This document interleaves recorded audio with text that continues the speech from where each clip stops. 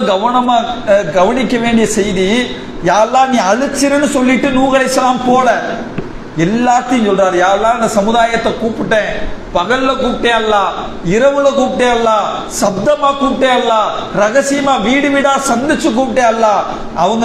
அவர் ரொம்ப வழிகேட்டிலே பிடிவாதமாக இருந்தார்கள். அல்லாஹ் நான் அடுக்கடுக்கான அல்லாஹ் வானத்தை எப்படி படைச்சிருக்கிறான் பாருங்க, பூமியை எப்படி படைச்சிருக்கிறான் பாருங்க, சூரியனை எப்படி படைச்சிருக்கிறான் பாருங்க, சந்திரனை எப்படி படைச்சிருக்கிறான் பாருங்க என்று எல்லாம் சொல்லி வந்தேன் இறைவா. கேட்க மறுக்கிறார்கள் இறைவா என்றெல்லாம் ஒரு நீண்ட கோரிக்கையை சொல்லிவிட்டு இறுதியாக அவர் சொல்லுகிறார், வகால நூஹு ரப்பி லா ததர் அலல் அர்லி மினல் காஃபிரீன தய்யாரா. யா அல்லாஹ் இவர்களை நீ, அதாவது நூஹ் சொன்னார், என் இறைவா பூமியின் மீது நிராகரிப்பார்களை எவர்களையும் நீ வசித்திர விட்டு விடாதே, அப்படி அவர்களை நீ விட்டு வைப்பார்களேயானார் நிராகரிக்கிற பாவிகளை தவிர வேறு எவர்களையும் அவர்கள் பெற்றெடுக்க மாட்டார்கள். எனவே இந்த சமுதாயத்தை அழித்து விட இறைவா. எப்படி கேட்டு இவ்வளவு செய்திகளையும் சொல்லிட்டு அந்த சமுதாயத்தை அழிப்பதற்கான அந்த துஆவை நபி நூஹ் அலைஹிஸ்ஸலாம் அவர்கள் செய்தார்கள். அந்த சமுதாயத்தை அல்லாஹ் ரப்பல் ஆலமீன் அழித்திருக்கிறான்.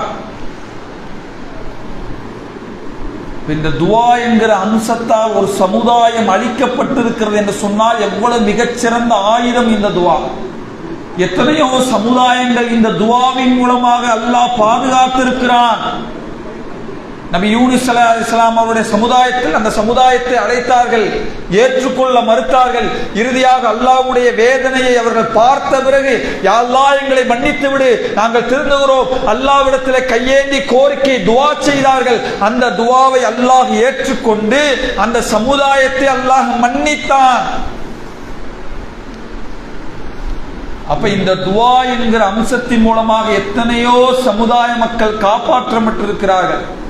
இந்த துஆ என்கிற அம்சத்தின் மூலமாக எத்தனையோ சமுதாயம் அழிந்திருக்கிறார்கள். எனவே இந்த துஆ என்கிற அம்சம் சாதாரண அம்சம் அல்ல. எனவே நாம் அதிகமான நேரங்களை அல்லாஹ்விடத்தில் கேட்க வேண்டும். நம்முடைய கேட்கக்கூடிய துஆ எப்படி கேட்க வேண்டும் என்று கேட்டால், அந்த துஆவிடத்திலே நம்முடைய வாழ்விலே நடந்த சின்ன சின்ன விஷயங்களை கூட சொல்லி, நாம் சந்தித்த சின்ன சின்ன துன்பங்களை கூட சொல்லி, யா அல்லாஹ் இந்த மாதிரி நடந்தது இறைவா, இப்படி நடந்தது இறைவா, இவ்வளவு சிரமப்பட்டேன் இறைவா என்று ஒவ்வொரு விஷயங்களும் சொல்லி சொல்லி அல்லாஹ்விடத்தில் கேளுங்கள். அப்படி கேட்கும் பொழுதுதான் அல்லாஹ் அந்த துஆவை அங்கீகரிப்பார்.